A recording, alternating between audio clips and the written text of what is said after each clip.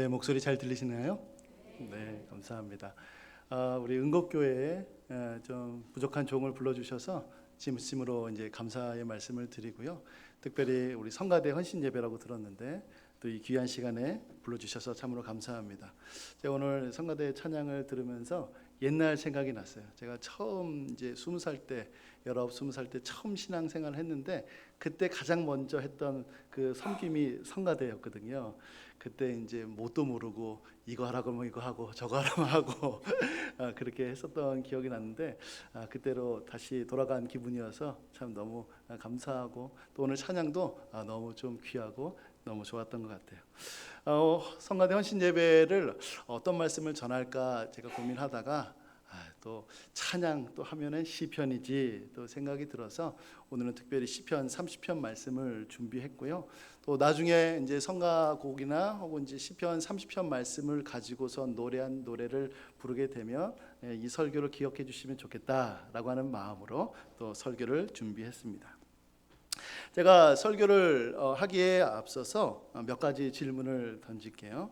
여러분, 기도란 무엇일까요? 기도는 하나님께서 약속하신 것을 따라서 간구하는 것입니다. 그러니까 구하는 것이죠. 그런데 우리 안에 이제 오해가 있는데 무슨 오해냐면 필요한 것만 국한시켜서 하는 것을 기도라고 생각을 합니다. 그러나 기도에는 크게 네 가지로 구분이 될 수 있어요. 하나는 하나님께 영광을 돌리는 것, 그것도 기도고, 하나님께 감사하는 것도 기도고, 하나님 앞에 회개하는 것도 기도고, 우리가 흔히 하는 청혼하는 것도 기도입니다. 그러니까 우리가 기도 시간에 와서 하나님을 찬양하고 높이고 그렇게 하고 가도 우리는 기도하고 간 거예요. 회개하고 가도 기도하고 간 거죠. 특별히 오늘 읽은 이 시편 30편은 그 네 가지 중에서 첫 번째 것, 영광을 올려드리는 것, 송축하는 것, 하나님을 찬양하는, 높이는 시가 바로 시편 30편입니다. 그러면 우리는 언제 하나님께 보통 영광을 돌릴까요? 성경을 보니까 하나님의 성품이나 하나님께서 행하신 일들로 인하여서 찬양을 합니다. 또 하나님의 탁월하심에 대하여서도 찬양을 하지요. 그러나 보통은 고난 속에서 허우적거리다가 건져주신 것으로 인하여서 감사하며 찬양하는 경우들이 많습니다. 예를 들어서 이스라엘 백성들이 이제 이집트를 떠나서 도망가고 있을 때 홍해를 건너죠. 그런데 그 뒤에 이집트 군사들이 막 맹렬히 쫓아옵니다. 아니 우리만 건너는 줄 알았는데 이집트 군사들도 건너오는 거예요. 그런데 이스라엘 백성들이 다 건너자 홍해가 다시 잠기게 됐고 그걸 통하여서 이제 이집트 군사들이 다 몰살됐죠. 하나님께서 우리의 원수들을 다 물리쳐 주신 것으로 인하여서 감사드렸던 것, 바로 이스라엘 백성들이 그렇게 감사를 했습니다. 오늘 시편 30편은 다윗이 고난 중에, 그러니까 원수들의 그러한 탄압 속에서 하나님께서 건져주신 것으로 인하여 감사하는 찬양의 내용을 담고 있습니다. 성경을 보니까요, 고난을 당하는 이유가 몇 가지 나옵니다. 첫 번째로는 예수님을 믿는다는 그 이유만으로 받는 의의 고난이 있습니다.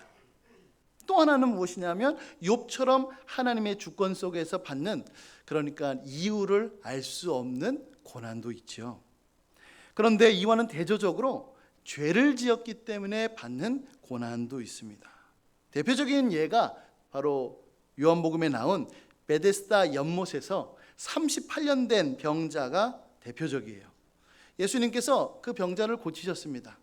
그러고 난 다음에 나중에 그 병자를 만났을 때 뭐라고 말씀하시냐면은 이렇게 말씀하세요. 내가 나았으니 더 심한 것이 생기지 않게 다시는 죄를 범하지 말라. 그러니까 무슨 죄인지는 알 수는 없지만은 그가 하나님 앞에 죄를 지었기 때문에 병이 생겼고 그 병 치유와 동시에 하나님께서 다시는 범죄하지 말라라고 이렇게 말씀하신 것이죠. 시편 107편 17절 말씀에도 보면은 죄로 인한 고난에 대하여서 이렇게 고백합니다.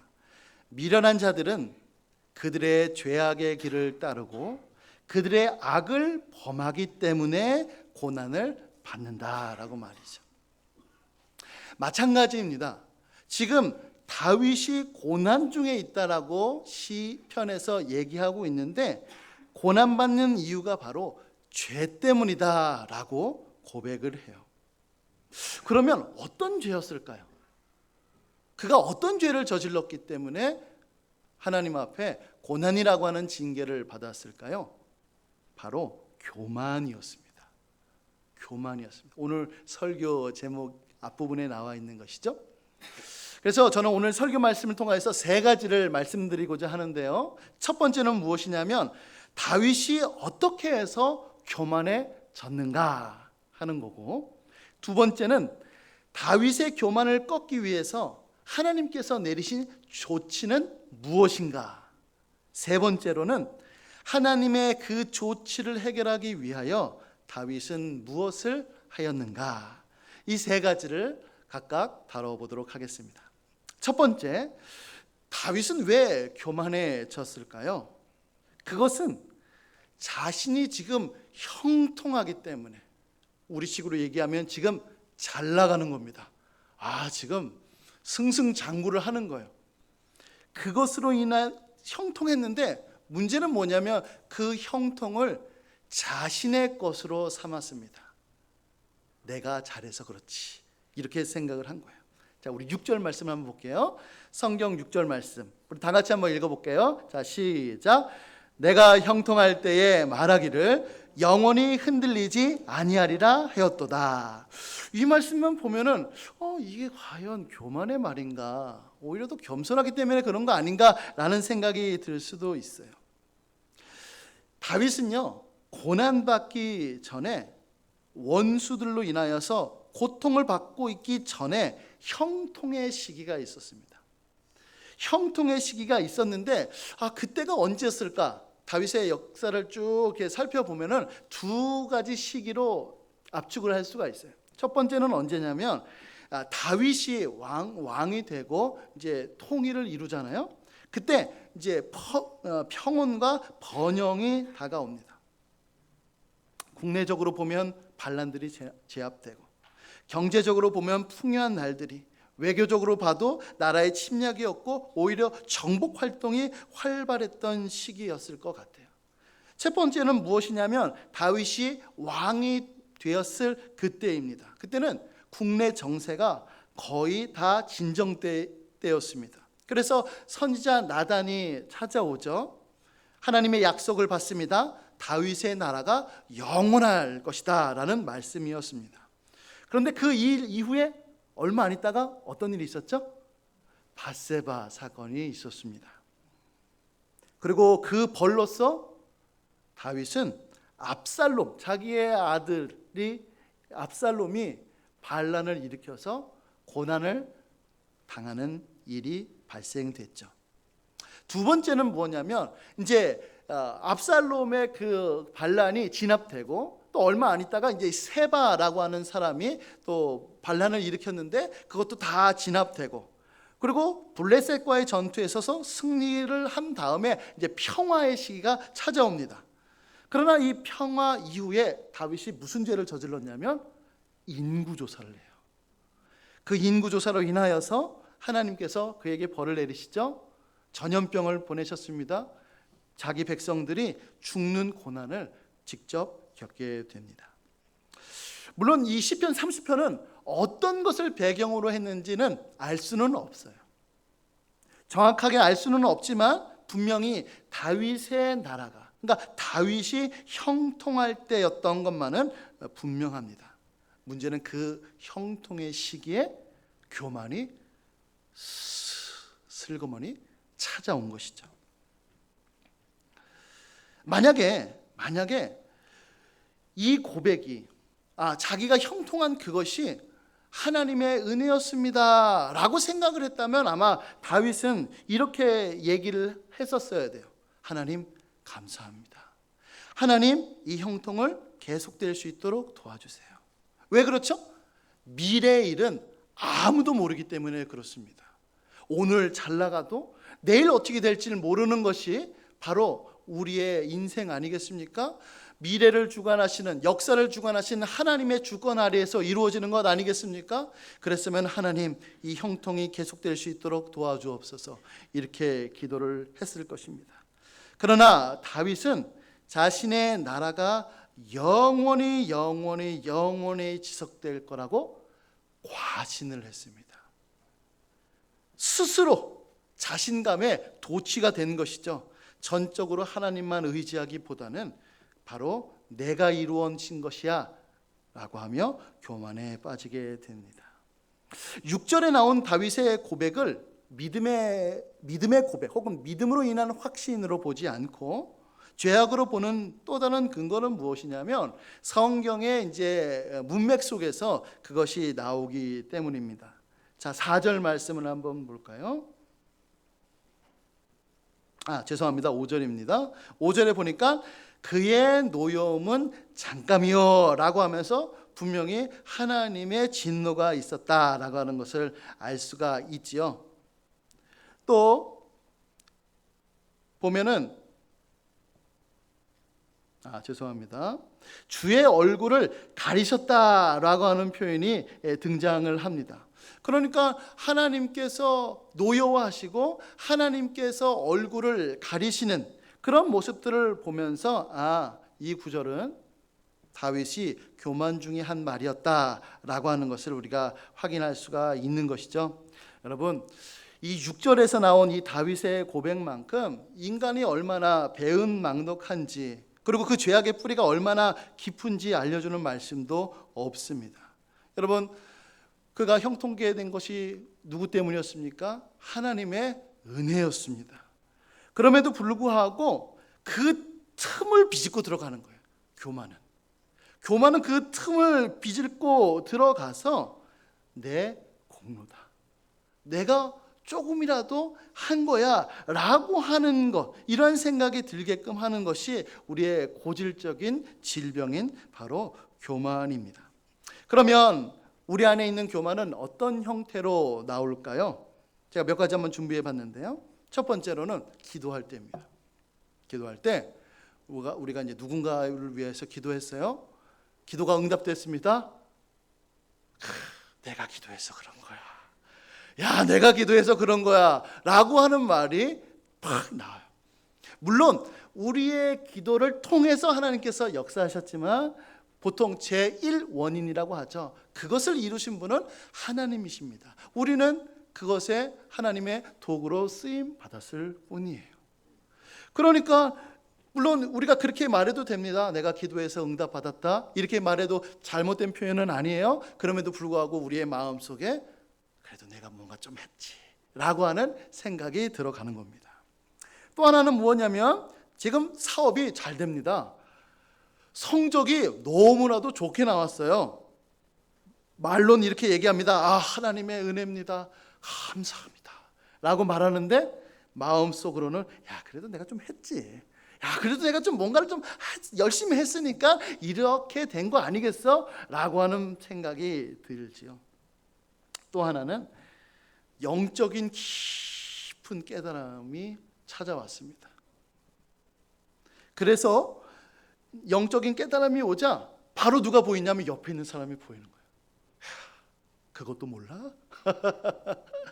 야, 그것도 몰라? 이런 마음이 싹 찾아오는 거예요.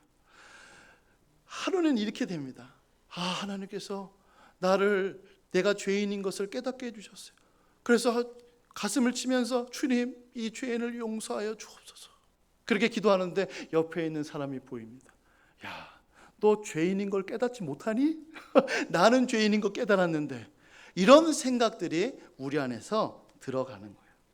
그래서 이 조나단 에드워즈라고 하는 유명한 목사님이 있거든요. 그 목사님이 진짜 기가 막힌 표현을 썼습니다.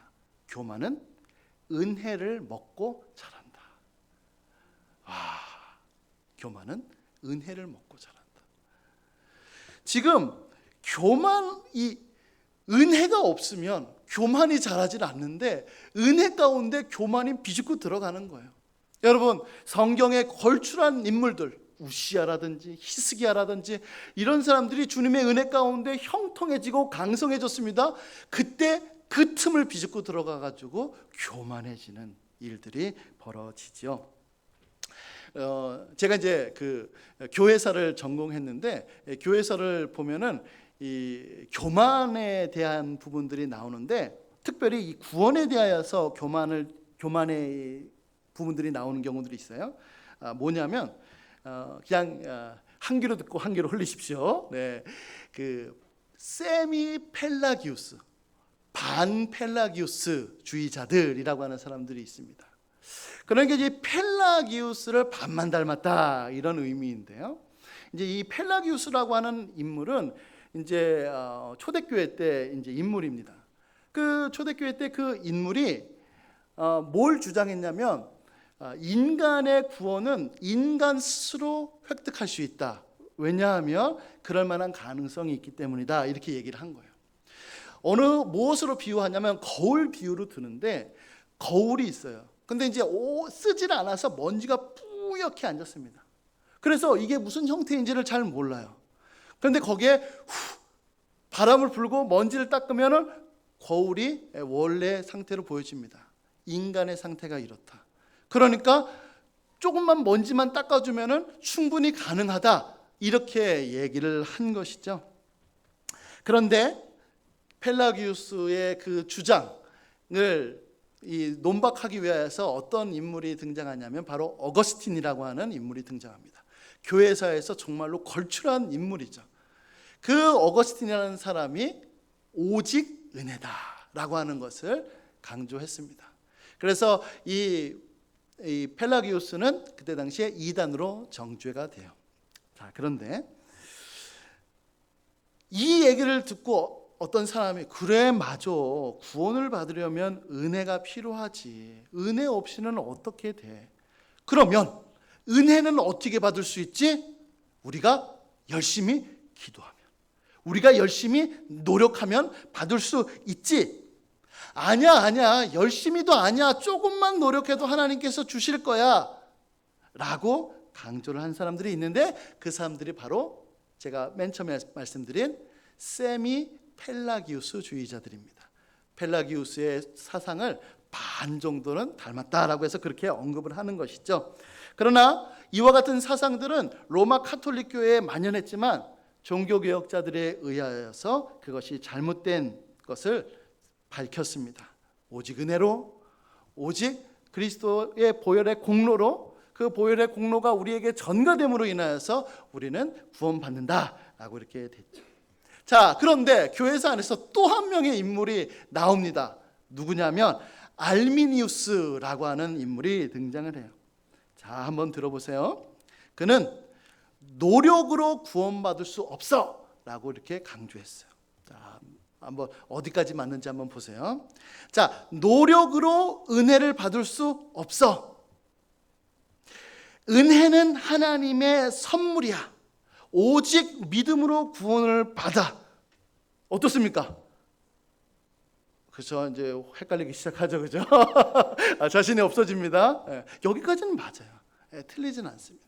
자, 그런데 그 믿음은 누가 만들어내는 거지? 바로 나야. 믿음은 내가 만들어내 라고 하는 겁니다. 그러면서 그 유명한 거지손 비유를 들어요. 자, 그 거지가 이제 그 부자에게 이제 적선해달라고 손을 내밉니다. 그 손을 딱 내밀었을 때 돈은 부자가 주지만 돈을 받을 때에는 거지의 손이 그것을 받죠. 팔아. 그 돈이 아무리 크고 아무리 많아도 손이 없으면 어떻게 받냐. 그러니까 적어도 우리가 손을 내밀 수 있는 그 믿음은 우리 거지, 우리가 만들어내는 거야 라고 이렇게 얘기를 했습니다. 그러나 도르트 총회 때에 이설로 정죄를 받죠. 자, 그럼 우리는 어떻게 고백하죠? 믿음은 하나님의 선물입니다. 믿음까지도 하나님께서 우리에게 주시는 거예요. 그래서 우리는 거지손 비유를 당당하게 말할 수 있습니다. 거지손 비유를 똑같이 쓸 수 있어요. 뭐라고 쓸 수 있죠? 그 거지가 손을 내민 것, 하나님의 은혜다. 그 손을 내밀 수 있는 것도 하나님의 은혜로 가능한 것이다. 바로 우리가 이렇게 말씀할 수가 있죠. 여러분, 제가 말씀드렸던 펠라기오스, 반펠라기오스, 아르미니우스, 이런 사람들의 내용들이 교회사 안에서 쭉쭉 계속 나와요. 핵심은 무엇이냐면 바로 공로가 크든지 작든지 간에 상관없이 하나님의 모든 것이 하나님의 것이다 라고 말하지 않고 어느 정도의 지분이 나에게 있습니다 라고 내세우는 것입니다. 바로 인간 안에 있는 교만함이 거기에 들어가 있는 것이죠. 물론 다윗은 구원에 있어서는 그렇지는 않았습니다. 그러나 하나님께서 주신 형통, 그 부분에 있어서는 내가 나 때문에 자신의 것으로 삼음으로 인하여서 교만해진 것이죠. 자, 이제 두 번째로 하나님은 다윗의 교만을 꺾기 위하여서 어떠한 조치를 취하셨을까요? 7절 말씀을 한번 볼게요. 자, 7절 말씀. 여호와여 주의 은혜로 나를 산같이 굳게 세우셨더니 주의 얼굴을 가리심해라고 되어 있습니다. 여러분, 주님의 얼굴을 가리셨다라고 하는 뜻은 무슨 뜻이냐면 하나님의 은혜와 하나님의 평강과 하나님의 능력과 하나님의 돌봄, 하나님의 그 모든 것들을 다 거두어 가셨다라고 하는 의미입니다. 신명기 31장 17절에는 이렇게 말씀하고 있는데요. 내가 그들에게 진노하여 그들을 버리며 내 얼굴을 숨겨 그들에게 보이지 않게 할 것인즉 그들이 삼킴을 당하여 허다한 재앙과 환난이 그들에게 임할 그때에 그들이 말하기를 이 재앙이 우리에게 내림은 우리 하나님이 우리 가운데 계시지 않는 까닭이 아니냐 할 것이라. 그러니까 주님께서 얼굴을 가리셨다라고 하는 뜻은 하나님의 은혜를 다 거둬가셨다라고 하는 의미이죠. 바로 하나님께서 다윗의 교만을 꺾기 위하여서 내리신 조치입니다. 자, 그러면 우리는 이러한 생각이 들 수가 있어요. 좀 너무 하나님 좀 너무하신 건 아닌가요? 교만, 그래도 물론 잘못했지만, 그게 그렇게까지 큰 잘못인가요? 우리가 이제 이런 생각이 들 수가 있지요. 그러나 그가 받은 형벌을 보면 그것이 얼마나 큰 죄인지를 알 수가 있습니다. 신명기 31장 18절에 보면은요, 하나님께서 우상 숭배한 이스라엘 백성들을 향하여서 내리는 형벌이 바로 자신의 얼굴을 숨기겠다는 거예요. 그러니까 교만이라고 하는 그 죄는 우상 숭배의 죄와 같은 급으로 여겨지는 것입니다. 지금 다윗은 하나님의 얼굴, 그 하나님의 얼굴을 하나님께서 다윗에게 하나님의 얼굴을 가리우시게 했고 은혜를 거둬가시는 조치를 취했습니다. 은혜가 없어지자 그에게 고난이 찾아왔습니다. 주께서 나를 끌어내사 내 원수로 하여금 원수가 찾아들었어요. 내 영혼을 스올에 빠질 만큼 고통이 찾아왔어요. 저녁에는 울음이 깃들고 주의 얼굴을 가리심에 근심이 되고 내가 무덤으로 내려가고 지금 먼지에 휩싸이게 되고 슬픔과 지금 베옷을 입게 되는 것들을 묘사를 합니다. 하나님께서 자신의 얼굴을 숨기심으로 고난이 찾아왔고 그 고난을 통하여 다윗의 교만을 주님께서 꺾으신 것입니다. 자, 이제 마지막 세 번째로, 그러면 다윗은 하나님의 조치, 곧 자신이 처한 그 고난을 극복하기 위하여서 무엇을 행했을까요? 우리 8절 말씀을 볼까요? 8절 말씀 우리 다 같이 한번 읽어보겠습니다. 시작. 여호와여 내가 주께 부르짖고 여호와께 간구하기를. 그렇습니다. 지금 다윗이 한 것은 기도였습니다. 10절 말씀도 볼까요? 10절 10절 말씀 다 같이 읽어보겠습니다. 시작. 여호와여 들으시고 내게 은혜를 베푸소서. 여호와여 나를 돕는 자가 되소서 하였나이다. 하나님의 은혜를 구합니다. 여러분, 하나님의 은혜를 구한다는 것은 하나님의 얼굴을 구한다는 것과 똑같은 것입니다. 다윗이 왜 그렇게 했을까요? 지금 다윗이 아는 거예요. 뭘 알았냐면 지금 자기가 고난받는 것이, 죄송합니다 이런 표현을 써서, 재수가 없은 것이 아니라, 재수가 없어서 그런 것이 아니라 하나님께서 은혜를 거두어 가셨기 때문에 그런 거구나. 그거를 깊이 있게 깨닫는 겁니다. 거기에 신앙이 들어가 있는 거예요. 어떤 것을 통해서든지 하나님과 관계 속에서 자기의 모든 것들을 해석하는 것이 바로 신앙이지요. 7절 말씀을 보겠습니다. 7절에 보니까 여호와여 주의 은혜로 나를 산같이 굳게 세우셨더니, 과거입니다. 형통입니다. 그런데 지금은 주의 얼굴을 가리심에 내가 근심하였나이다. 과거에 누렸던 형통, 그것이 자신의 능력에서 나온 것이 아니라 하나님의 은혜임을 깨닫게 되죠. 그래서 다시금 하나님 앞에 은혜를 구한 것입니다. 자, 그러면 여기서 우리가 궁금한 게 있어요. 하나님께서는 왜 자신의 얼굴을 그렇게 숨기실까요? 안 그러셨으면 좋겠는데, 그렇죠? 경고만 하고, 야 너 이러면 큰일 난다, 이렇게 경고만 하고 숨기지 않으셨으면 좋겠는데 왜 자신의 얼굴을 숨기셨을까요? 이거에 대해서 이 존 오웬이라고 하는 유명한 청교도 목사님이 이렇게 얘기를 했어요. 한번 잘 들어보세요. 주께서 그런 일을 하시는 것은, 그러니까 얼굴을 숨기시는 거죠. 그런 일을 하시는 것은 탁월한 방식으로 우리를 자극하사 당신을 부지런히 찾고 탐사하도록 하기 위함입니다. 나는 이 형통이 내 거야, 하나님을 안 찾아. 그러나 하나님께서 얼굴을 가리시고 그걸로 인하여서 고난이 찾아오자 다윗이 한 것은 뭐죠? 하나님을 찾기 시작합니다. 하나님께 매달리기 시작합니다. 주님 도와주세요라고 하나님 앞에 나아가기 시작하는 것이죠. 여러분, 나 같은 죄인 살리신이라고 하는 곡을 쓴 존 뉴턴이라고 하는 목사님이 하나님께 기도했습니다. 하나님, 제게 은혜를 주세요. 하나님, 만날 수 있도록 도와주세요. 하나님, 그렇게 기도했을 때 자기는 하나님께서 진짜 은혜가 하늘로부터 폭포수처럼 내려갈 거라고 생각했어요. 신령한 은혜가 그냥 나에게 임할 것이다 라고 생각했는데 웬걸요? 그때부터 마귀의 공격이 자기를 아주 강하게, 사람들의 공격이 너무나도 심하더랍니다. 그때 자기가 한 거는 뭐였냐면 하나님을 붙잡을 수밖에 없었어요. 하나님을 매달릴 수밖에 없었어요. 하나님 도와주세요. 그전에는 하나님께 매달리지 않았는데 그 순간에 하나님을 더 찾고 찾았던 것이죠.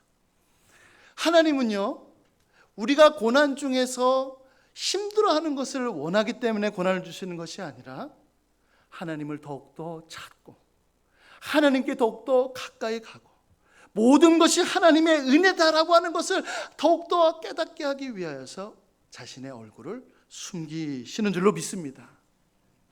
이것이 바로 하나님의 더 큰 은혜가 되는 것이죠.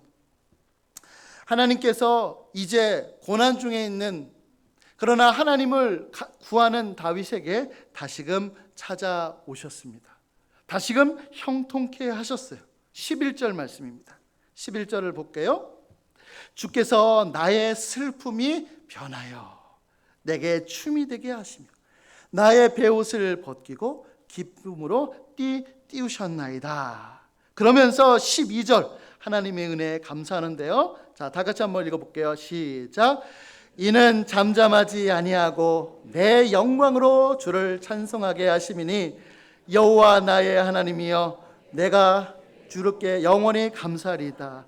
아멘. 자, 12절 한번 보세요. 이는 잠잠하지 아니하고 누구의 영광? 내 영광으로 주를 찬송하게 하심이니. 지금 내가 갖는 형통, 내가 지금 잘 나가는 그 나의 영광이 하나님으로부터 말미암은 겁니다 라고 하는 그 고백을 지금 하고 있는 것입니다. 우리가 잘 알고 있는 종교개혁자 마틴 루터가요, 그 이제 노년에 창세기를 강의를 하는데요, 자그마치 11년 동안 창세기만 주정찬 강의를 했습니다. 11년 동안. 그래서 그가 한 그 창세기 주석을 보면요, 와, 엄청나게 방대해요. 제가 지금 예전에 봐서 기억이 안 나는데 한 50권 정도 되는 걸로 제가 알고 있습니다. 창세기 주석만 어마어마해요. 근데 창세기 15장을 주의하면서 우리가 읽은 이 시편 30편 말씀을 인용하는데요, 이 시편이야말로 시인자의 삶에 있어서 전형적인 패턴, 제너럴 패턴, 전형적인 유형을 말하고 있다라고 얘기합니다. 하나님께서 형통케 하세요. 아쉽게도 인간이 교만케 됩니다. 그러자 하나님께서 고난을 주시고, 그러자 우리는 하나님 앞에 기도하죠. 그러자 하나님께서 다시금 형통케 되는 그러한 전형적인 패턴이 시편 30편에 나와 있다라고 이렇게 얘기를 합니다. 그런데 이 마틴 루터의 이 통찰은요, 그냥 책을 몇 권 읽어서 나온 그런 통찰이 아니었어요. 루터가 종교개혁을 일으켰을 때, 그가 이제 젊었을 때는 진짜 너무 바빴다고 그래요. 그래서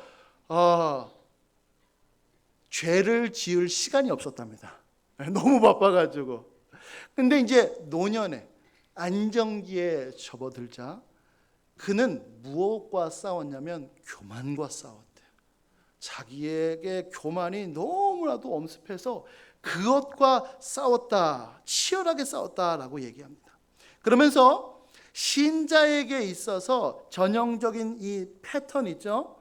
형통케 되고 교만케 되고 하나님께서 고난을 주시고 하나님 앞에 간구하고 다시 형통케 되는 그 전형적인 패턴 속에서 하나님의 특별한 섭리, 특별한 감섭이 있다라고 그가 고백했습니다. 특별 섭리란 무엇일까요? 바로 교만에서부터 겸손으로, 나를 의지하는 것에서부터 하나님을 의지하는 쪽으로 우리의 신앙이 점차 거룩하게 성화되어 간다라고 하는 사실입니다. 여러분, 우리의 신앙의 여정이 그렇습니다. 교만은 너무 쉽게 찾아오는데 겸손은 정말로 뼈아프게 우리에게 이루어지는 것 같아요. 겸손은 실패가 없으면은 안 되더라고요. 교만은 좀만 우쭐대고 잘하면은 금방 이제 교만해져요. 근데 겸손은 실패를 통하지 않고서는 도무지 우리 안에서 이루어지질 않아요. 하나님께서 우리의 삶 가운데 교만과 겸손하면서 점점 겸손으로 우리를 만들어 가시는 것입니다. 사랑하는 은곡교회 성도 여러분, 말씀을 마치도록 하겠습니다. 여러분 중에 혹시 고난 가운데 계신가요? 겸손한 마음으로 주님의 은혜를 구하시기 바랍니다. 그러면 하나님께서 여러분들을 회복시켜 주실 줄로 믿습니다. 여러분들 중에 형통한 분이 계신가요?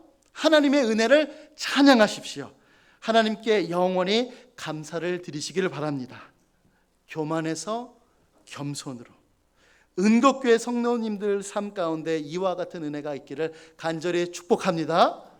특별히 우리 성가대원들 가운데 이와 같은 은혜가 가득하여서 우리가 찬양할 때 하나님을, 우리의 심령을 가지고 나의 영광으로 주님을 찬양하는 그와 같은 성가대, 그와 같은 응옥교회 성도님들 될 수 있기를 예수님의 이름으로 간절히 축복합니다. 아멘. 기도하겠습니다. 하나님, 은혜를 감사합니다. 하나님, 우리가 형통케 된 것은, 나의 나 된 것은 오직 하나님의 은혜인 줄로 믿습니다. 그런데 안타까운 것은 이 사실을 자꾸 잊어버립니다. 나도 모르게 조금이라도 나의 공로가 있지 않은가, 생각을 합니다.